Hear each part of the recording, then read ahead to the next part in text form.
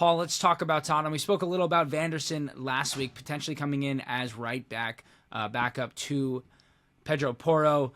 My question to you, though, is this the right profile to get a very similar one to Pedro Porro, one who really likes to get forward, but maybe at sometimes isn't the greatest defender? Listen, I was at the game on Monday. I commentated on the game on Monday night at Leicester, and I think he's exactly the type of player that Ange would want. You know, he's not necessarily a big fan of these players that just sit back and defend. I mean, the Mickey van der Ven was popping up in the 18-yard box, putting crosses into the box. He gives his centre-half licence to roam that far forward. And I think with Vanderson, he's that type of player. He's got a great profile. He's of a certain age where he's not going to demand to play every week. But with Pedro Porro, he plays very, very similar to Pedro Porro. He can play right wing back. He can play attacking midfield on the right-hand side. Defensively, he can literally sit as a right back. I think he just gives him another option. It all depends on the price. I mean, it'd be a good signing at the right price. Do they desperately need him? They don't desperately need him. No, they've got Archie Gray there. Archie Gray played half of last season at right back for Leeds. So would they have an issue if Pedro Porro was injured? Probably not in the short term, no.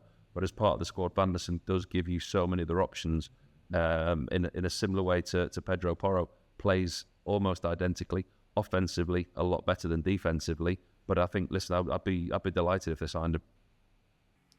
Certainly, and Pete, on the other side of the defense, Sergio Reguilon seems to be one on the chopping block. Obviously, Tottenham have been excellent in terms of outgoings this summer, selling Oliver Skip for a big fee, and obviously, of course, as I mentioned, Emerson Royale. Is Barcelona a potential destination and going back to La Liga? Yeah, I fully expect Sergio Reguilon to leave Tottenham this summer, whether it's to Barcelona or somewhere else. We'll have to wait and see in the final week of the window. It's obvious he doesn't figure in Ange Postecoglou's long-term plans at Tottenham. He spent last season out on loan at Manchester United and then Brentford for the second half of the season. He's not really figured for Spurs at all in pre-season. So, yeah, he's in the final year of his deal, so Spurs will be looking to cash in on him, free up space to squad and maybe trim the wage books as well. Also, Tottenham was in that respect as well. Barcelona probably are in the market for a left-back, somebody to provide cover for Alejandro Balde, I think. Marcos Alonso left Barcelona earlier this summer on a free transfer, so they probably do need a bit of cover. Reguilon would be a cut-price bargain, I think, for Barcelona if they were to make him. He would come in there and be a squad player for Hansi Flick's side, but again, I think there might be other teams maybe in La Liga who will look at the former Sevilla man and see him as being one of the players available on the market in the last week of the window, and I do fully expect Spurs to cash in on him before the window closes.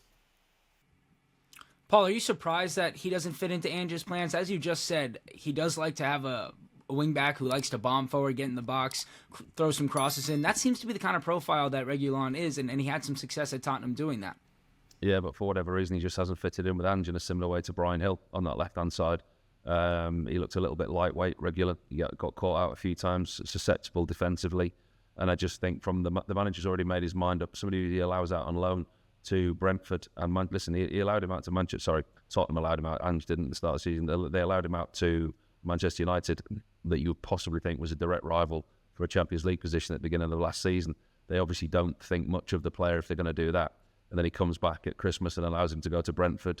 And from that point on, you know that your time's up. I mean, Tottenham, they haven't been shy of getting rid of players this window in a good way. When they back the manager, you look at the dressing room that he's had. From his point of view, they've got rid of a lot of players that were surplus to requirements. And I think Serge Reguilon is one of those.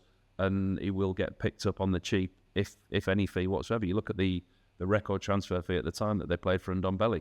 And you see the losses that they've cut on him and that they've allowed him to leave. And I don't think Reguilon will be much different. If they get any kind of fee for him, I think they'll be pleased. Most certainly. And obviously Tottenham have been one of the biggest movers and shakers in this window, especially in the last couple of weeks with the incomings and the outgoings. Pete, could you still see a potential swoop for Eze, or do you think Tottenham's incomings are done? I don't think their incomings are done. Ange Postecoglou's been pretty public in that he would like to strengthen his squad. I think there's a couple of areas of the team he would like to strengthen.